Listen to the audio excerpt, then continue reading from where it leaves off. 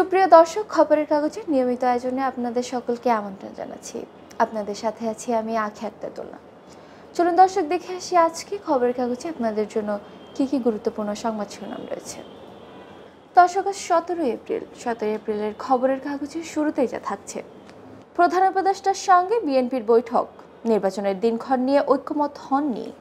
প্রধান উপদেষ্টা ডক্টর মোহাম্মদ ইউনূসের সঙ্গে গতকাল যমুনায় বিএনপি মহাসচিব মির্জা ফখরুল ইসলাম আলমগীরের নেতৃত্বে দলীয় প্রতিনিধিদল বৈঠক করে।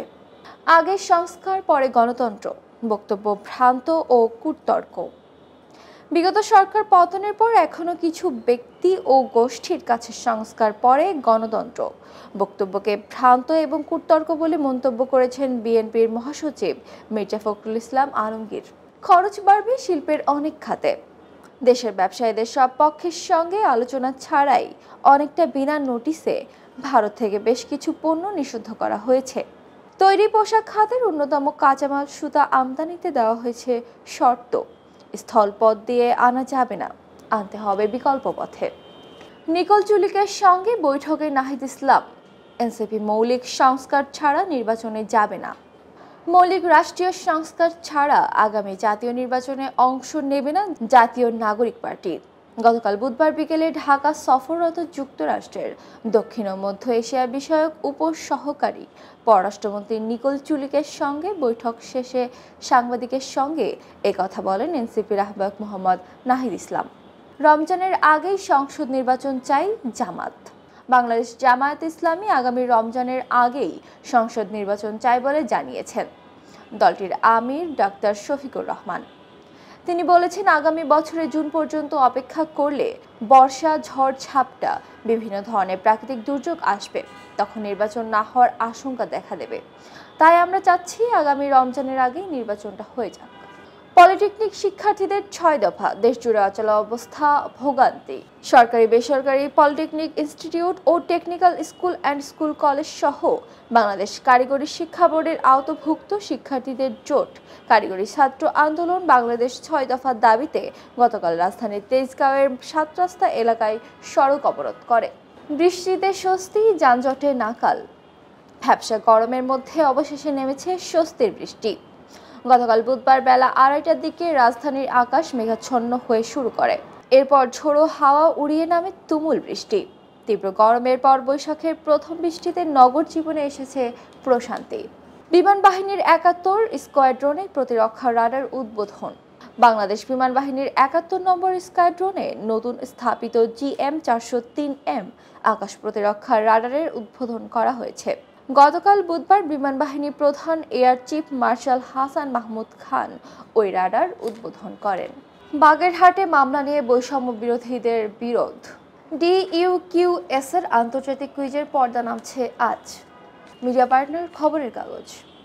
ঢাকা বিশ্ববিদ্যালয়ের কুইজ সোসাইটির উদ্যোগে 2 দিন ব্যাপী আন্তর্জাতিক কুইজ ফেস্ট আজ বৃহস্পতিবার শেষ হতে যাচ্ছে। দর্শক, এই পর্যায়ে খবরের কাগজের যুক্তি তর্কে যা থাকছে: ট্রাম্প কি চীন ও ইউরোপকে ঐক্যবদ্ধ করতে পারবেন? মার্কিন যুক্তরাষ্ট্রের সঙ্গে বাণিজ্য করাটা অনেক ব্যয়বহুল। ডোনাল্ড ট্রাম্প চীন এবং ইউরোপীয় ইউনিয়নের মধ্যে ঘনিষ্ঠ সম্পর্ক তৈরি করে বাণিজ্যের শক্তিশালী প্রেরণা তৈরি করছেন। গ্যাসের মূল্যবৃদ্ধি, শিল্প খাতের অস্থিরতা দূরকরণ। দর্শক, এ পর্যায়ে রঙের খবরে। সিনেমার গানে হাতে গোনা কয়েকজন শিল্পী। এটা কি সিন্ডিকেট নাকি যোগ্যতা? গুরুতর অবস্থায় হাসপাতালে ভর্তি নায়ক জাভেদ। অভিনয় ছাড়ার ইচ্ছা জানিয়েছেন দুবারের একাডেমি পুরস্কার বিজয়ী অভিনেত্রী কেট ব্লানচেট। শফিক তুহিনের নতুন গান টুনটুনি। দর্শকের পর্যায়ে থাকছে বিশ্বগ্রামের খবর। গাজা গণকবরে পরিণত হয়েছে। গাজায় ইসরায়েলি বাহিনী নির্বিচার হামলার নিন্দা জানিয়েছেন চিকিৎসা বিষয়ক সহায়তা সংস্থা ডক্টর উইদাউট বর্ডার্স। এক বিবৃতিতে ডক্টরস উইদাউট বর্ডারের জরুরি সমন্বয়ক আমান্ডে বাজরোলে বলেন, গাজাকে ফিলিস্তিনিদের ও তাদের সহায়তার ধারা এগিয়ে আসছে। তাদের গণকবর পরিণত করা হচ্ছে। আমরা গাজায় পুরো জনগোষ্ঠীর ধ্বংস ও জোরপূর্বক বাস্তুচ্যুতি সরাসরি দেখছি। শুল্ক যুদ্ধের মধ্যেও চীনের অর্থনীতির প্রবৃদ্ধি বেড়েছে। আওরঙ্গজেবের সমাধির সুরক্ষা চান তার উত্তরসূরিরা। দর্শকের পর্যায়ে খেলার ভুবন। মোহামেডান ভাঙা হাট, আবাহনী ক্ষতিগ্রস্ত, গাজী অক্ষত। আজ জিতলেই বিশ্বকাপের নিগাররা। নারী ওয়ানডে বিশ্বকাপ খেলার ডান প্রান্তে পৌঁছে গেছে বাংলাদেশ দল। প্রয়োজন আর মাত্র একটি জয়, তাহলেই পূরণ হবে লক্ষ্য। দর্শক, আমরা এই পর্যায়ে খবরের কাগজের একেবারে শেষের পাতায় চলে এসেছি। দেখা যাক শেষের পাতায় আপনাদের জন্য কি কি খবর রয়েছে। টাইম ম্যাগাজিনে 100 প্রভাবশালীর তালিকায় ডক্টর ইউনূস। বিশ্বের 100 প্রভাবশালী ব্যক্তির তালিকা প্রকাশ করেছে যুক্তরাষ্ট্রভিত্তিক টাইম ম্যাগাজিন। এতে স্থান পেয়েছে বাংলাদেশের অন্তর্বর্তী সরকারের প্রধান উপদেষ্টা অধ্যাপক ডক্টর মোহাম্মদ ইউনূস। গতকাল বুধবার ওই তালিকা প্রকাশ করা হয়। জুলাইয়ের ঘোষণা হবে সংসদ ভোটের খসড়া কর্মপরিকল্পনা।